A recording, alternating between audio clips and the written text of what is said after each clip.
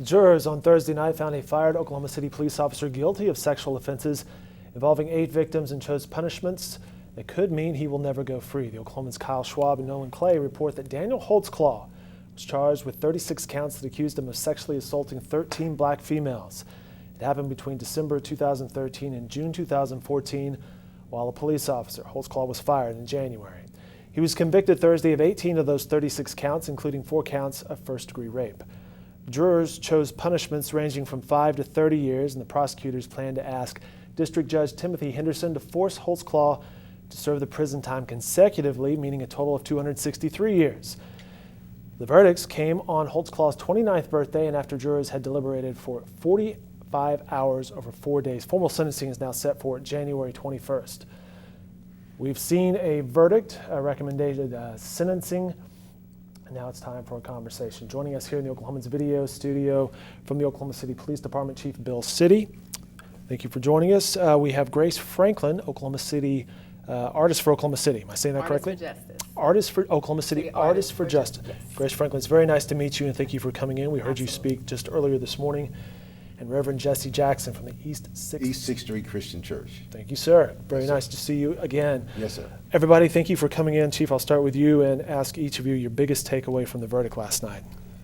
Well, I mean, I hope one of the biggest takeaways is that the system does work. Now, it may not always work to the extent that a lot would like. We've liked more verdicts with that many victims, because there were about 18 different allegations or charges that where they did not find him guilty on, which doesn't mean necessarily that he's not guilty. It means that they didn't have enough evidence to feel like they could find him guilty. So, but I hope everybody feels like, because I feel like that it does work.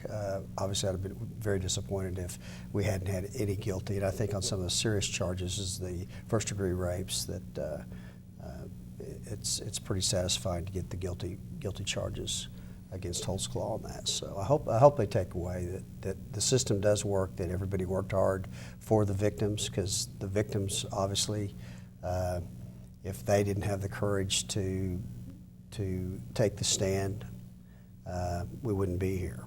And you have to be very proud of them. It's a really bad time for us in law enforcement, and obviously it's a worse time for the victims. Grace, we heard some of the victims speak this morning. There was a speech held just outside the courthouse. You were among those who spoke. I'll ask you your biggest takeaway from the verdict, and also 18 of 36 charges.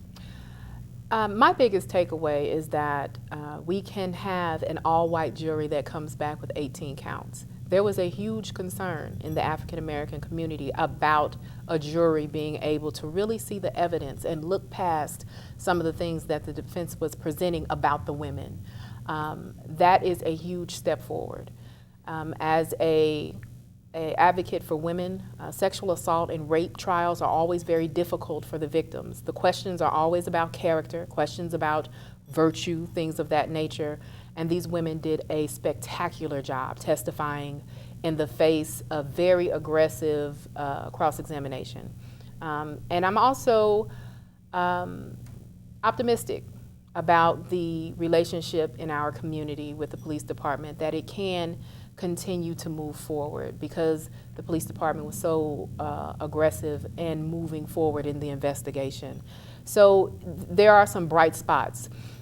We are not pleased with the 5 women who didn't get justice, the other counts that were not guilty. We wanted 36 counts of guilty. And we know that in the investigation, the investigators all believed the survivors. We know that. But for whatever happened, it didn't translate in the jury. And that is a little concerning. But with 18 counts and over 200 years, we are excited that justice was served, because that's a life sentence. And as long as, and I don't think the judge will go against the jury's recommendation, as long as he ends up with those 200 and that's a life sentence, then that is progress. That is progress for Black women. That is progress for all women in rape and sexual assault cases.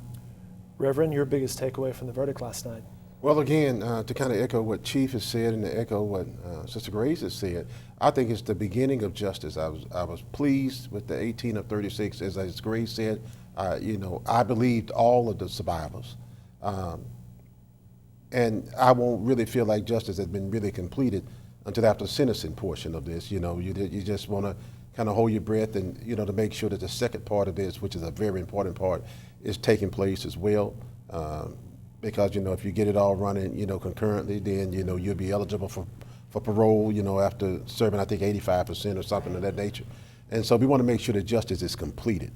However, I am happy with the fact that so many in the community came together to work together to stand in the gap for these ladies that were victimized and already marginalized. And so when I kind of got into it, into this case, we reached out to Grace and reached out to the members of OKC Artists for Justice to see what we could do to assist, because there was a lag in participation in the community, and some of it I think had to do with people just not feeling comfortable jumping on board. But as a pastor, as a Christian, I don't think we get to just choose whom we're going to show mercy to and what we're going to do. And so if we couldn't stand in the gap for the least of these ladies, then I think we need to just pack up, what we're doing. It was that important to me, and I wanted to make sure that we stood alongside of everybody that was working to see what we could do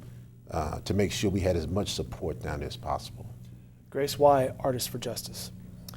Why the name, or why the group? Why the group? Because you started this back in October. Right. Correct? I'm a co-founder of the group, myself and Candace Liger.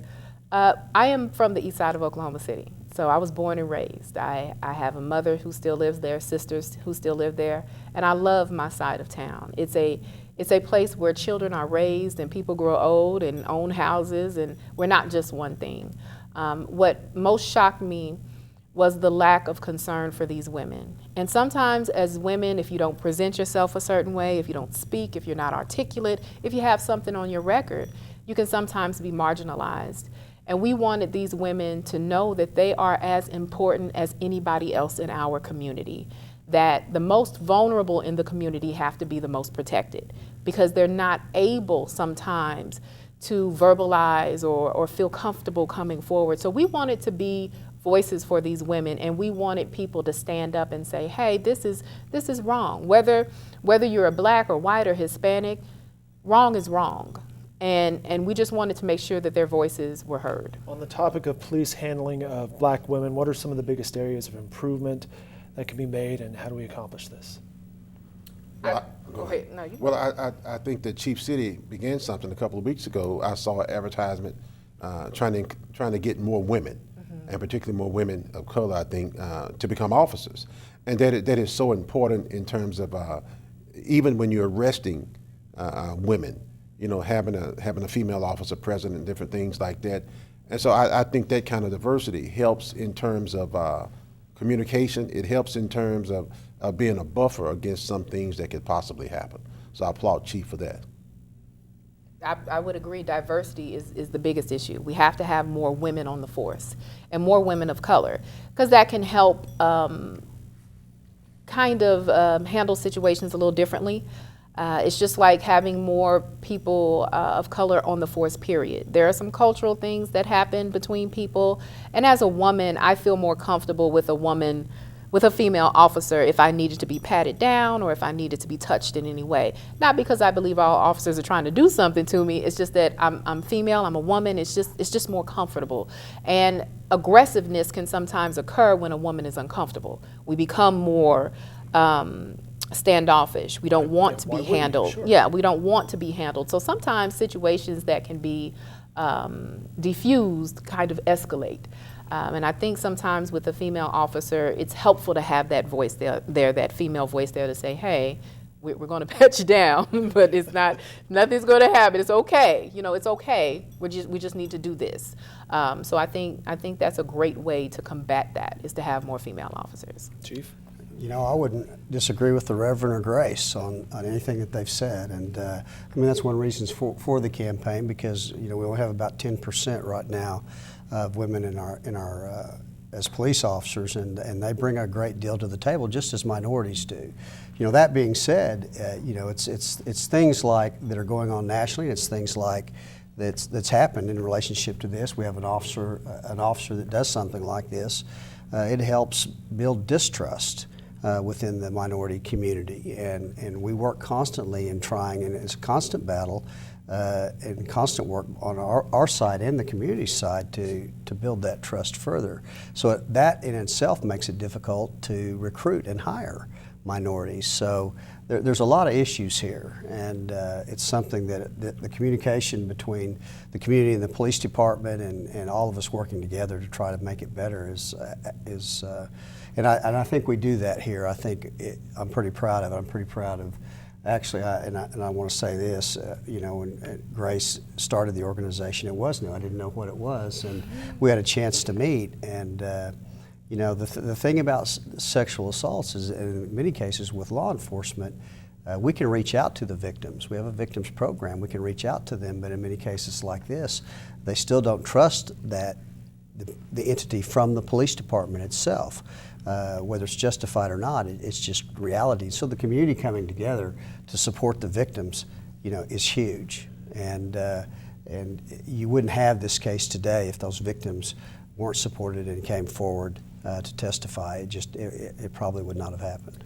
We've seen around the country unrest when against the police turning violent at times. What made Oklahoma City different in this regard? You know, I mean, I could, you know, on behalf of the police department, we just haven't seen that in this community. I think there's been good communication over the years.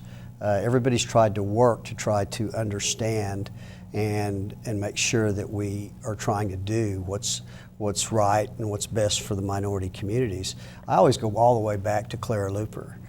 You know, when she was at the Cats, you know, the drugstore. The drugstore in the sit-in, and where the police department worked with that movement to make sure the protests were peaceful, because we've always supported the right to protest, and to make actually the arrest. Clara Looper wanted to be arrested and coordinated the arrest so that the points could be made without having that, you know, that civil discourse. And so I think it's been kind of a practice, and it's kind of been, historically we've been that way, that people have worked together. That's not to say that couldn't change, but we all need to work together to make sure it doesn't happen. Grace, you've stated your opinion about a lack of support from the church in your community. What are your concerns? Well, one of the things in the African American community is that the largest and most powerful organization is the Christian church, is the church, black church. And we felt like there wasn't enough presence in public, out there with us, out there standing up for these women, when we know that the majority of congregations are black women. So we did have some concern, and we were just wondering, why wasn't this as important as other things? So it was a concern, and it was a heartbreaking concern, because we didn't want to come at it as attacking the church. We don't want to attack the church, but we do want to say, hey, we needed you out here with us. We needed you to be more vocal. I know there were things that were happening behind the scenes, but we needed you to stand with us while we were out there, because we are in the church, and we'll always be in the church, but we need to feel loved and protected as well, and we just didn't feel that publicly. So that was our concern, and like I said, I always try to be very delicate with that, because we don't want to condemn the whole East Side church community, but at the same time, we felt a little abandoned and didn't feel the same support that we think we would feel in a different situation. So we just, we had a few issues with that. Reverend, your thoughts? Yeah, I mean, I was with her. I was with her on that, and that was one of the reasons that we reached out to her, because again, I think it was our responsibility, and there was some lag time in certain establishments getting behind this case. And this was sitting in the courtroom and listening to where some of these attacks happened. This is my home. these are streets that I've driven down 1,000 times. You can visualize that area. It became extremely personal to me as someone who has a wife and a daughter, now a granddaughter. My goodness, you know, why wouldn't you do that? And I called out some of my colleagues in social media and said to them, you cannot pastor black women on Sunday and then not stand in the gap for them Monday through Saturday. It's disingenuous, it's bogus, and it's cowardly. And you had to get in there and help. And because OKC Artists for Justice had already established relationships with many of those survivors and their families, to come alongside of them and support them and not come in and say, okay, y'all done your job now, so we got it now. You know, it's not that kind of party. And a delicate nature of sexual assault, the last thing I thought they needed was for a male face to be right there, now trying to, you know, do that. So that's why we wanted to make sure, if anything, we kind of shielded Sister Grace and Candace and the other members of OKC Artists for Justice and said, okay, we want y'all to do that. We're going to assist, and we're going to kind of really hold everybody else at bay so you all can do the work that you're doing. But I want you to let the sisters know that we're standing. And so that was what we wanted to do. I mentioned that there was a press conference this morning on the south side of the courthouse. Some of the victims addressed the media, bravely coming forward. Chief, this question comes to you. One of the questions that family members had was, how does a cop have the access to turn off the GPS, to act in a rogue manner? How does this go for as long as they did without detection, without some of the colleagues noticing? Well, first off, the GPS system was not turned off on all the victims except one, and that was, and she identified herself, Jamie Liggins, the last one that brought it forward. The GPS was not on. At that point, he was off duty. He was on his way home, and he stopped her when he was off duty. She was the only one that was actually stopped off duty. All the others were on duty. His GPS was on. In fact, the GPS was how we actually corroborated. That was part of the evidence. Part of the evidence, because we could show that each victim was truthful by where they said they were taken, and combined with the GPS that proved they were telling the truth, that that GPS moved to those locations. So the GPS actually did work. It was very, very beneficial in this case. It's, you know, the case itself, I mean, any sex offense case in many ways is very, very difficult. But it was obvious that the jurors took more into consideration than just the GPS, because we had GPS on almost all the victims.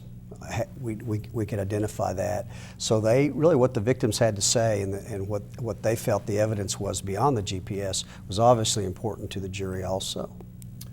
One last question for everybody. As a community, what's next? How do we move forward? Well, one of the things that we're going to do, we're going to meet Thursday at Occupy the Corners OKC. We're going to meet at East 6th Street Christian Church. There were several cases, there were several things that arose in this case. We wanted to keep the ladies first and foremost, but there were several systemic issues that we wanted to try to deal with in the aftermath of this. And so now that this verdict has come down, we're now able to deal with some of the systemic issues, and we'll start talking about that and plotting a game plan on Thursday at 6 o'clock at the church. Yeah. Very good. And Grace, you have an event coming up as well? Yes, we have a forum on the 15th of December at Langston University, OKC, 6 p.m.